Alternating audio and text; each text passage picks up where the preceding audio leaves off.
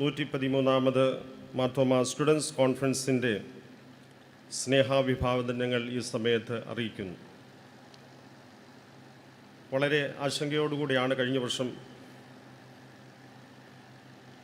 അടൂർ ഭദ്രാസനമായി 113 Marthoma students conference host ചെയ്യാനായിട്ടുള്ള ക്ഷണം സ്വീകരിച്ചത്.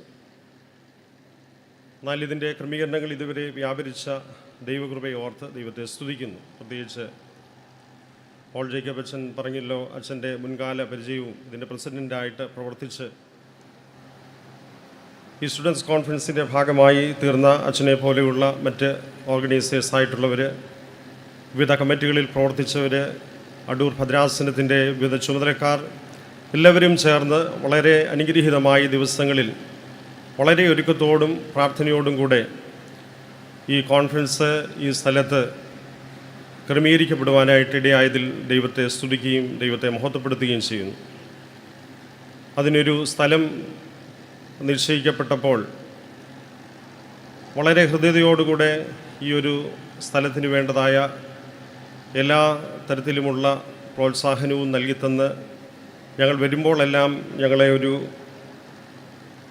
വീട്ടിലെ ഒരു അന്തരീക്ഷം പോലെ ഞങ്ങൾക്ക് തോന്നത്തക്ക രീതിയിൽ എല്ലായ്പ്പോഴും ഞങ്ങളെ സ്വാഗതം ചെയ്ത് ഈ ഒരു സ്ഥലം അന്യമല്ല, സ്വന്തമായിരിക്കുന്ന ഒരു സ്ഥലമാണ് എന്ന് ഫീൽ ചെയ്യത്തക്ക രീതിയിൽ ക്രമീകരണങ്ങൾ ചെയ്തതായിട്ടുള്ള ഈസ്റ്റേൺ ബിലീവേഴ്സ് ചർച്ചിൻ്റെ മെത്രാപ്പൊലീത്ത തിരുമേനി ഉൾപ്പെടെ അതിൻ്റെ എല്ലാ പ്രിയപ്പെട്ടവരോടും ഉള്ളതായ സ്നേഹവും കടപ്പാടും അറിയിക്കുകയാണ്. 113 സ്റ്റുഡൻസ് കോൺഫറൻസ് അടൂർ ഭദ്രാസനത്തിൻ്റെ ആഭിമുഖ്യത്തിൽ ഹോസ്റ്റ് ചെയ്യപ്പെടുന്നു എന്നറിഞ്ഞപ്പോൾ മുതൽ ഇതിൻ്റെ മുൻകാല പ്രവർത്തകരായിരുന്നവർ, സ്നേഹിതരായിരുന്നവരൊക്കെ എന്നെ പേഴ്സണലായിട്ട് വന്ന് കാണുകയും നിർദ്ദേശങ്ങൾ നൽകിത്തരികയും ഒക്കെ ചെയ്തു.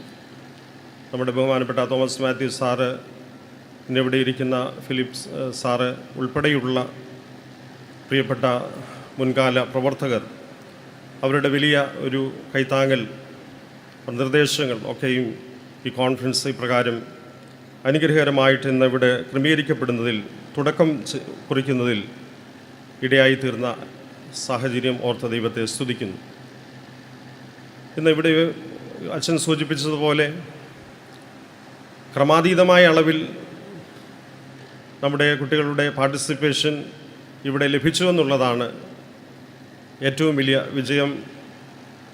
അവസാനമേ പറയാനൊക്കെ ഉള്ളൂ, എങ്കിൽ പോലും ഇപ്പോഴേ പറയുകയാണ്. അത് നല്ലൊരു തുടക്കം, നല്ലൊരു വിജയമായി തന്നെ കണ്ടുകൊണ്ട് ഇത്രയും അധികം വിദ്യാർത്ഥികൾ ഇതിൽ പങ്കെടുക്കുവാൻ താല്പര്യം കാണിച്ച് ഇത്രയധികം അവരുടെ ഒരു ആസ്പിറേഷനും ഇൻസ്പിറേഷനും ഒക്കെ കണ്ടപ്പോൾ വളരെ സന്തോഷം തോന്നുന്നുണ്ട്.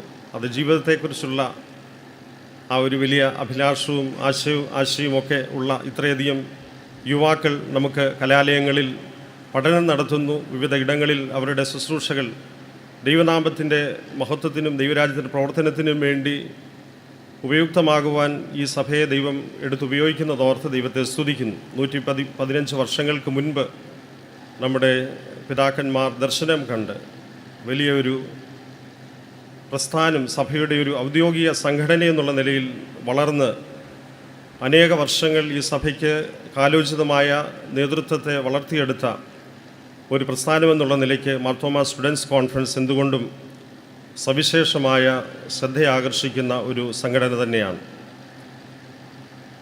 ഇന്ന് ഈ കോൺഫറൻസിൽ സംബന്ധിക്കുമ്പോൾ നമുക്കെല്ലാവർക്കും ഇപ്പോൾ അച്ഛൻ ഓർപ്പിച്ചതുപോലെ നമ്മുടെ അഭിനന്ദ തിരുമേനിമാരുൾപ്പെടെ സഭാ നേതൃത്വം, അൽമായ നേതൃത്വം, നമ്മുടെ യുവജനങ്ങൾ എല്ലാവരും ചേർന്ന് ഈ ഒരു വലിയ 4 ദിവസത്തെ ഈ വലിയ കൂട്ടായ്മ സഭയുടെ ജീവൻ്റെ തുടിപ്പായി തീരുവാൻ തക്കവണ്ണം ദൈവം തമ്പുരാൻ തുണയ്ക്കട്ടെ എന്ന് ഈ സമയത്ത് പ്രാർത്ഥിക്കുകയത്രേ ചെയ്യുന്നത്.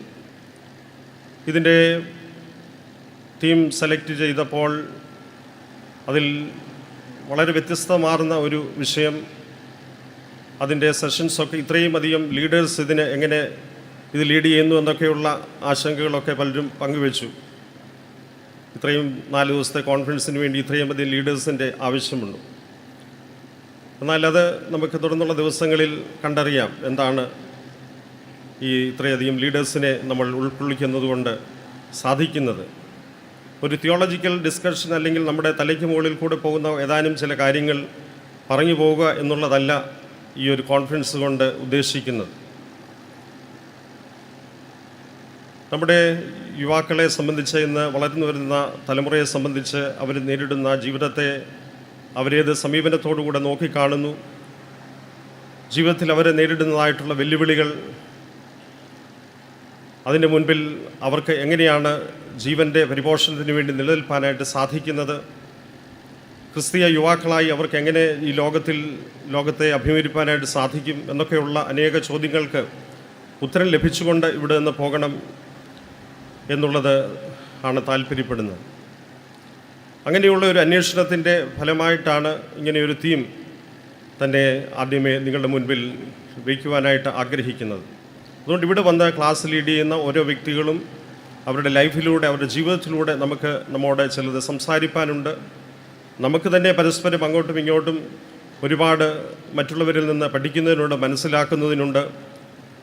ജീവിതത്തിൽ അങ്ങനെ മൂല്യാധിഷ്ഠിതമായ ഒരു നല്ല ആദർശമുള്ള വ്യക്തികളായി ലോകത്തിന് നിലകൊള്ളുവാനുള്ള വലിയ സമർപ്പണത്തോടുകൂടെ ഈ കോൺഫറൻസ് വിട്ടുപോകുമ്പോഴാണ് കോൺഫറൻസ് വിജയകരമായി എന്ന് പറയുവാനായിട്ട് സാധിക്കുന്നത്. അങ്ങനെയുള്ള ഏതാനും എന്നല്ല, ഇവിടെ വന്നിരിക്കുന്ന എല്ലാവരും ഈ ഒരു കോൺഫറൻസിൽ പങ്കെടുക്കുന്നതോടുകൂടെ യേശുവിനോടൊപ്പം ജീവിത ലക്ഷ്യത്തിൽ മുന്നേറുവാൻ തക്കവണ്ണമുള്ള തീരുമാനമെടുത്തുകൊണ്ട് പോകുമ്പോഴാണ് കോൺഫറൻസ് വിജയപ്രദമായി തീരുന്നത് എന്നുള്ളതിന് യാതൊരു സംശയമില്ല. മറ്റ് യൂത്ത് കോൺഫറൻസുകൾ പോലെയല്ല ഈ ഒരു സ്റ്റുഡൻസ് കോൺഫറൻസ് എന്നുള്ളത്. എല്ലാവരും ശ്രദ്ധയിൽ വയ്ക്കേണ്ടതായ ഒരു കാര്യമാണ്. യൂത്ത് കോൺഫറൻസസ് നമുക്ക് നടക്കാറുണ്ട്.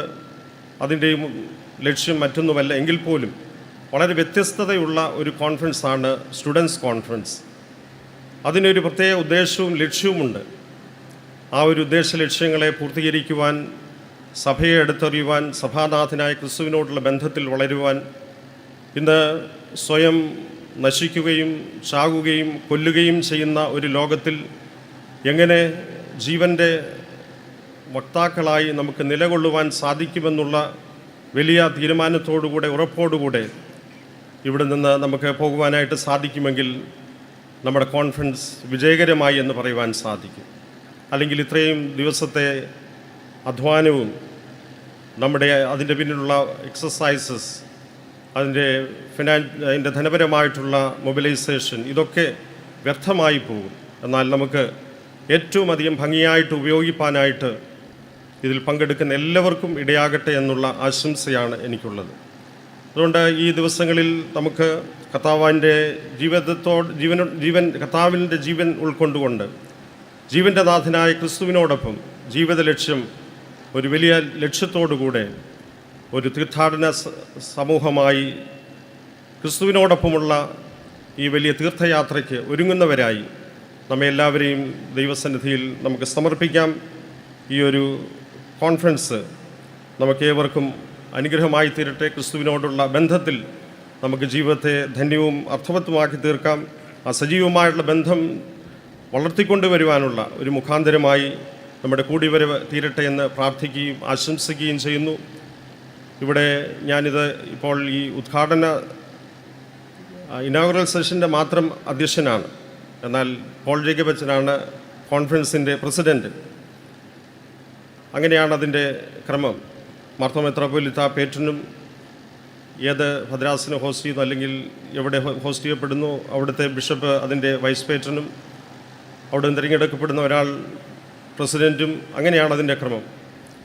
അതുകൊണ്ട് ഈ ഒരു കോൺഫറൻസ് നിങ്ങളുടേതാണ്. നിങ്ങൾക്ക് ഒരുമിച്ച് ചേർന്ന് വന്ന് ഈ ഒരു വലിയ കോൺഫറൻസിലൂടെ നമ്മുടെ ജീവിത ലക്ഷ്യം കർത്താവിനോട് ചേർന്ന് ജീവിതം അർത്ഥവത്താക്കി തീർക്കുവാൻ ഉതകുന്നതാകട്ടെ. നല്ല സുവിശേഷ ദർശനമുള്ള യുവാക്കളായി വളർന്നു വരുവാൻ, സഭയെ സ്നേഹിക്കുവാൻ, മറ്റുള്ളവരെ സ്നേഹിക്കുന്നതിലൂടെയാണ് നാം ദൈവസ്നേഹത്തിൽ നിലനിൽക്കുന്നുവെന്ന് നമുക്ക് മനസ്സിലാക്കുവാനായിട്ട് സാധിക്കുന്നത്. ദൈവികമായിട്ടുള്ള ജീവൻ ഉള്ളവർക്ക് സ്നേഹമുണ്ട്. ആ ദൈവിക ജീവൻ്റെ അനുഭവക്കാരായി, ദൈവിക സ്നേഹത്തിൻ്റെ ഉടമകളായി നമുക്ക് ജീവിക്കാം. പരസ്പരമുള്ള ബന്ധങ്ങളിൽ നമുക്കത് വളർത്തിയെടുക്കാം.